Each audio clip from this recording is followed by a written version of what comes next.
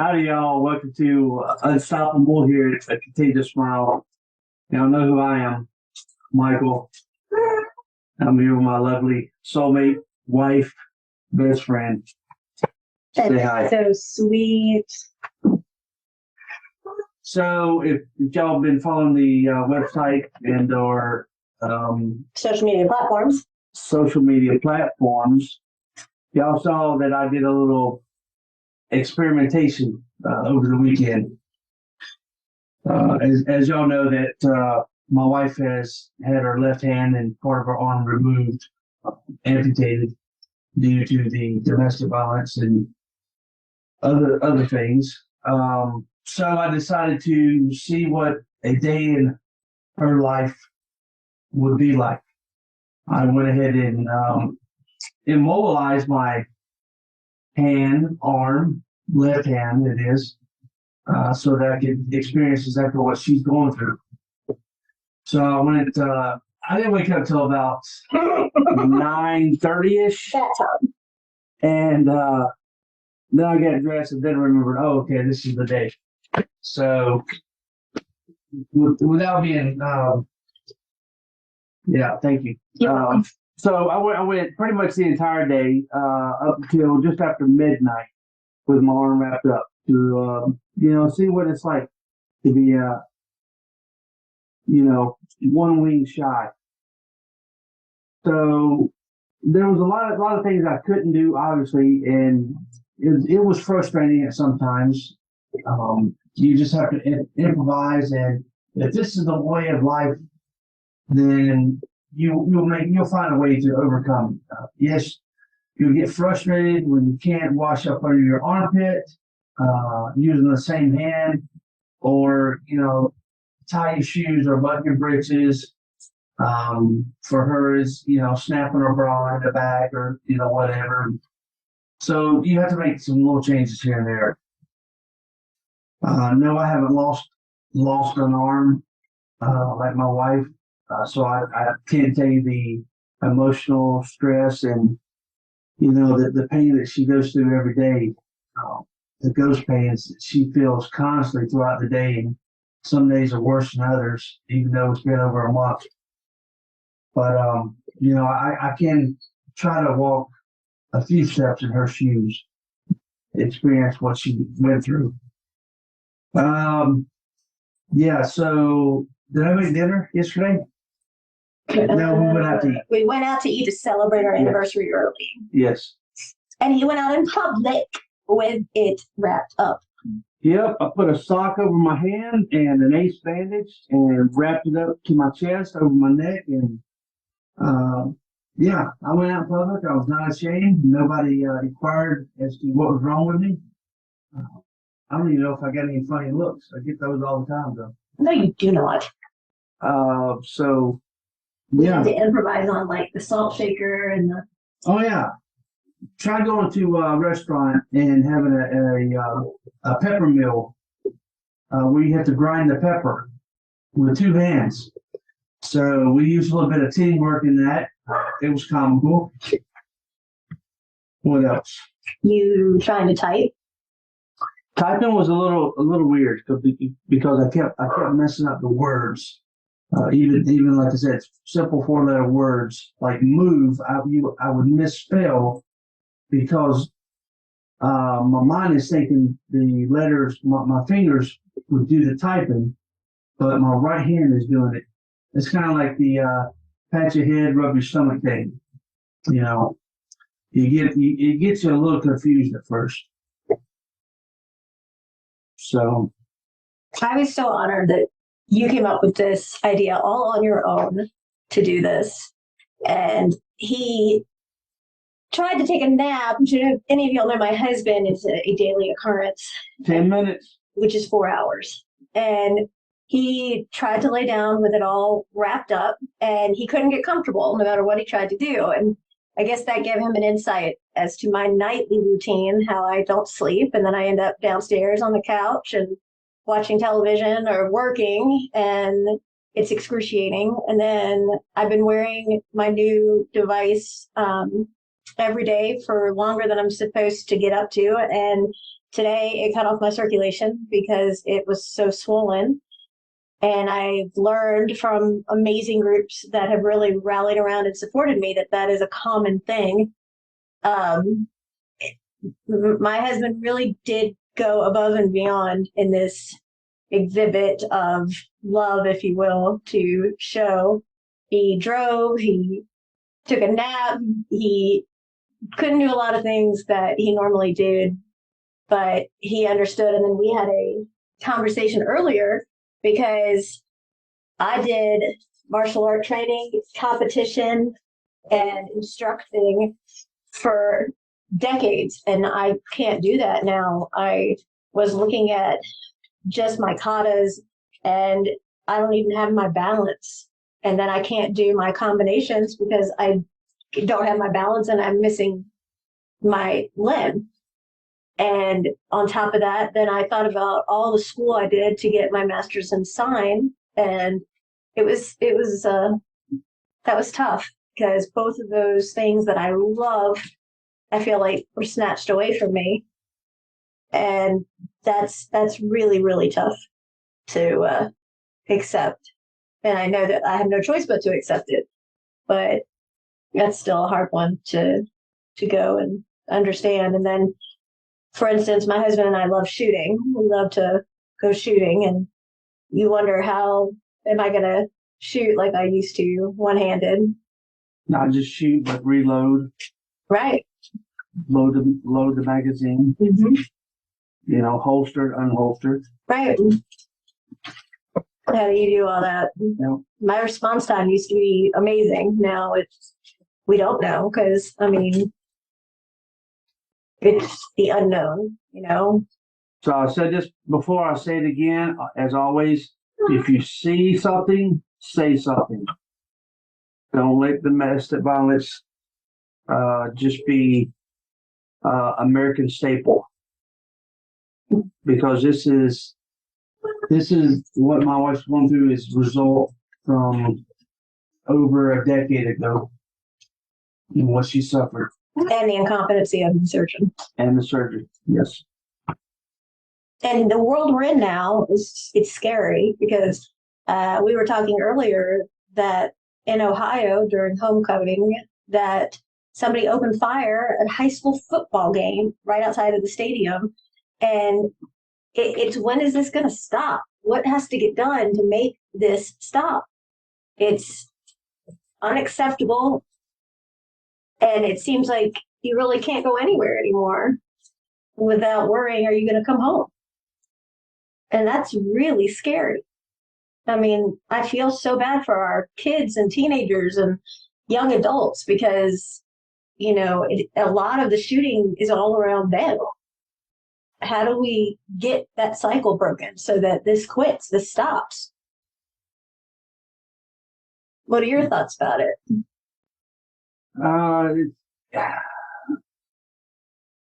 Yeah. It is a lot. I feel sorry for my kids and even worse for their kids. I couldn't see raising kids here in the next 20, 30 years. But when we were younger, we didn't have this type of violence on a daily basis. This isn't something we got to worry about. No. So. And it's just scary. And we just want to protect our kids and keep them safe. And now with shootings at school and shootings outside at football games, and, you know, one of 19 states is now paddling children. And, you know, it's like, when do kids get to feel safe if they don't feel safe at home? And then they go to school and they're either a bully or turning into a bully because they just want attention. And then now certain schools are getting approval to paddle kids. I mean, I'm sorry, but nobody's going to paddle any of our kids. It's not going to happen. We've already touched on this subject, but back in our day, there was paddling. I was never paddled. I was multiple times for being a a good. Going. Anyway, I was paddled multiple times by the principal and the coach. Your principal paddled you? Oh, yeah. That principal would have had some splinters in their ass. Oh, yes. So Who has the right to do that? A principal doesn't have a right to paddle a kid. Oh, they no. delegate it to the coaches. It shouldn't be done by anyone. Period. There How are many other mass ways. shootings did we have Okay, but you know what? back in the 80s? But you know what? I was never paddled, and I never was a kid who had to be worried about. Okay, and how many kids are paddled now? And look at how many shootings. Nobody is. They're like, here's a video game controller. See you in a week. I mean, that's what people do now. It's like a babysitting thing. Here's a cheap babysitter. You know, it might be $1,000 investment to begin with, but sure, you can play 20 hours a day, and you know, have a $1,400 iPhone or whatever, and not have any prerequisites on it that allows you to have filters and you can do what you want. And then we didn't have, in all fairness, putting paddling aside, we didn't have these violent video games when we were younger. We had Frogger, which was what? Not getting hit by a car. We had Donkey Kong, Mr. And Mrs. Pac-Man, Mario Brothers. I mean, we didn't have video games that are out today that are so violent that even Minecraft blows up stuff. Even the regular, like, G-rated games have violence in them. They're not people getting blown up, they're zombies, but I'm slaying them with a machete, and I'm seeing blood and guts and gore. And that becomes my world. That becomes who I am. And that is the world that I'm fascinated with, and that is the world that I become comfortable being myself in. And so that becomes their reality when they're playing and when they're not playing, because that's when they feel they have control. Parents need to stop thinking that those kids are just tax deductions and freaking put the shit down like we do. At dinner, there's not electronics at that table. And be a parent. Be a parent. It is responsibility is laid on you. We are, as parents, supposed to bring our children to the next phase, which is raising them to be an adult. And maybe they need to be raised better, because you're going to tell me, you're going to say, okay, it's fine. You can play another hour on the video game. Let's see how many more people you kill and how much more you blow up. And people who have kids that have been doing school shootings, the parents act like they had no idea of what was going on. My kid is a great kid. They have no idea about this, blah, blah, blah, because they don't even know what their kids are doing. Why? Because they're not being watched. They're not being monitored. They're not having filters. And you know what? I know kids deserve privacy, but not that much privacy when you're under 18. I don't think so. That's why we have so many kids that are pregnant. What happened to MTV? Music, television. And do they even play videos anymore of music? I don't think so. It's like 14 and pregnant, 15 and pregnant. That's like the thing. And then everybody's like, oh, I want to be on that show. That's ridiculous. I had a special needs mom come to me and say that their kid came home from school and said the counselors came into the classroom and said, we're going to talk about a test. And the kids got scared because they didn't know anything about a test coming. 4th grade. 4th. And the little girl said, it was our counselor teaching us about a pregnancy test because one of our kids in the class, one of my friends, mommy, is pregnant. 4th grade. So what are you going to do? Grow up watching Sesame Street with your offspring? I mean, seriously, you're going to go with your child? 4th grade, and the kid is pregnant? Where were these parents? I don't want to hear that. Not getting wolfed. No, and I don't want to hear for a minute. I know everybody has their own circumstances. They have their own stories, and I get it. But I've been corporate America. I've been traveling with my company. I have done all of that and more. And then back while I was still in the corporate world, I have been a stay-at-home single mom. I have been a married mom, which is the happiest I've ever been. And the thing is there is delegation. There is way that you can work and still watch those kids and make sure that they don't do this. 4th freaking grade? Are you kidding? First of all, the boy would have a reality check and they would be juvenile, number 1. Number 2, the parent should be held responsible. Because how are you going to give enough time for that to appropriate? And you don't agree, or do you agree? If Faith came home in 4th grade pregnant. Oh, no. I got a big hole in the backyard. Would you hold the parents responsible? More likely. What do you mean more likely? If he had parents. Okay, say he does. Then, yes. I'll have to dig a deeper hole. What if the 4th graders baby daddy was in middle school or high school. No way. They're definitely 6 feet under. Why? You're talking about a 4th grader and a high schooler? I don't care if it's a 4th grader and a 3rd grader. You get a kid pregnant at that age? Come on now. You know, the average kid is having some sort of sexual exploitation in elementary school now. Yeah, that's crazy. I mean, I was like a nobody then. I didn't date. I didn't drink. I didn't smoke. I was a loser. I had to have been a loser because I never got hit on in high school, ever. And I was like on the debate team. I was captain of the debate team. And literally on the weekends, I was all about my singing and debate and competing in martial arts. And it was like, I never, ever, ever would even think about it. I can honestly say that I can count all my partners on fingers and have fingers left over. I can say that I was a virgin through school. And I understand everything is different. Everybody is different. But for the love of God, elementary school is teaching sex ed. And the kids are sexually active. That's crazy. And they're getting their periods at like 8, 9, 10 years of age now. That is out of my realm of reality. Like, it doesn't make sense to me. My husband's sitting here staring at me laughing. Y'all, she is so cute when she's fired up and going like this. So cute. How does this make me cute? You just are. You're just hot. Cute and hot are different things. Cute is a dog, a baby, a puppy. They're so cute. You just can't take a compliment, can you? No. Well, shut up and take this one. Don't tell me to shut up. I just did. I'm not listening. You are. No, I'm not. What'd you say? I'm deaf anyway. You're not deaf. I am deaf. I am legally deaf. When? When what? What'd you say? Exactly. I have legal documentation that states I am hearing impaired. Where? Where what? Where you hear impaired? In my ears. Yeah, heard that. That's because there's no background sounds, and I'm not wearing my hearing aids. Oh, so that even proves the point even more that you're not But you're deaf. loud. Of course I can hear you, Well, and there's no I'm loud. other sound going on around us.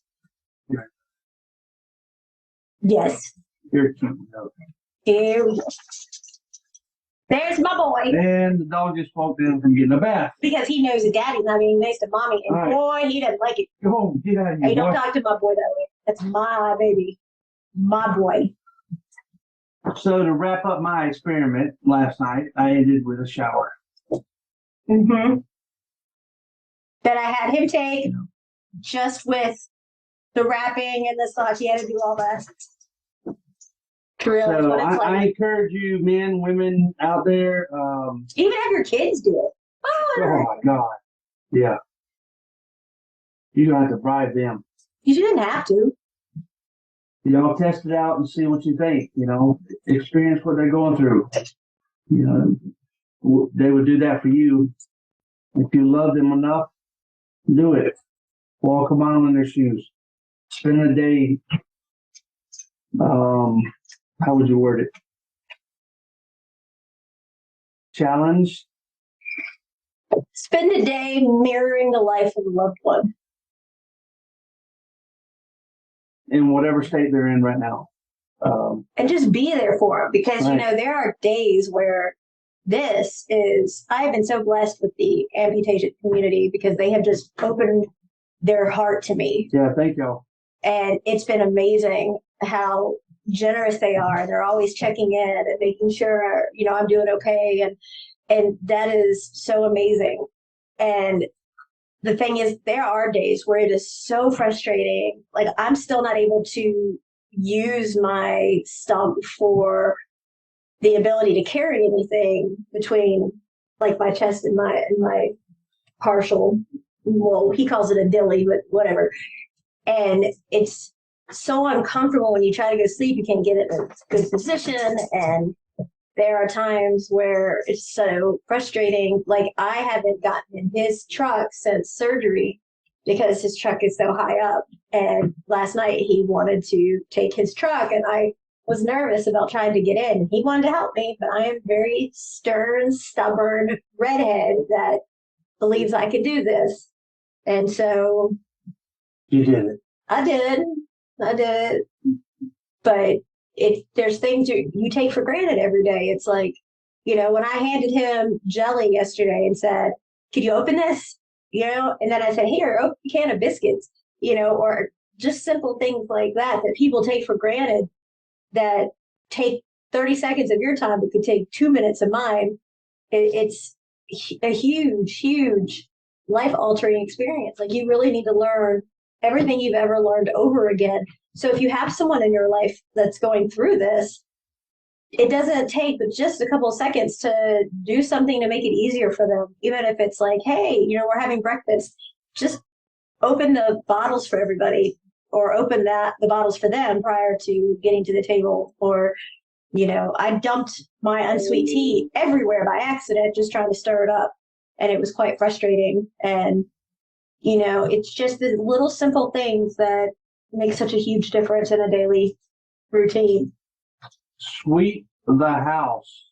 If they're missing a wing, sweep the house for them. It's so frustrating sleeping, gosh. Especially with all of our puppies that I'm having to do it on a daily basis. And so I did sweep when I was wrapped up yesterday, and I used a dustpan, and it took me a lot longer, and I had to use the toe of my big foot to hold the dustpan in place while I swept everything up. So it can be frustrating, y'all. I have to tell you, because I've put our little experiment in like 10 different groups, plus ours, plus my profile, plus our other group. And everybody thinks that what you did was an amazing show of love. Don't, you're not moving because I'm saying this. You can bring yourself right back. They don't want to hear our cats in heat and meowing like she is. Anyway, everybody kept saying how amazing you are and how lucky I am. And I know that. I know I'm very, very lucky that I have you, because you have to read what I wrote about you on Facebook, about how you are my rock and my best friend and my soulmate. I was still heated from that one idiot who said I wasn't sincere in my actions. Well, everybody has opinions. That's why they made chocolate and vanilla and strawberry and mint chocolate chip and whatever. And, it's literally just the fact that apologies for the cat. Everybody just loves how sweet you are. But believe me, he wasn't always like this. No. It took me 20 plus years of training to get him like this. 13 and a half years in law enforcement will desensitize you. No, wait a minute. Hold on now. Uh-oh. Here we go. And we're out of time, folks. No, we are not. That's not fair. I opened this show tonight. I'm frozen. Congratulations. I'll give you a cookie. I just made some. A hero cookie? Yeah, you can have a hero cookie. But you've changed dramatically since we first dated 20 plus years ago. Hi, Faith. We're doing a show about how Dad has changed dramatically over the last 20 plus years. It took me a long time to get him like this. A long time while he was silent. Right? Everybody thinks he's so wonderful because of the experiment he did with his arm. Don't let me tell you, have not mentioned that. You have said that nobody in the world would be a better dad than the one you have. Exactly. Sometimes it's a good thing. What do you want to say to people who have somebody in their family going through this, who just lost a limb? Know that you're not going through this alone. You're not going through it alone? Nope. And the pranks begin. You know it's big time when Faith calls him by his first name, not Dad. Don't use my government name. Here we go. I only on the website. That is true. That is true. She's got a point. Plus, edit the full name, Michael and Ah! I want to have a bill. You may go now. Wow. Good night, folks. Thank you for joining us here at Contagious Smile Unstoppable.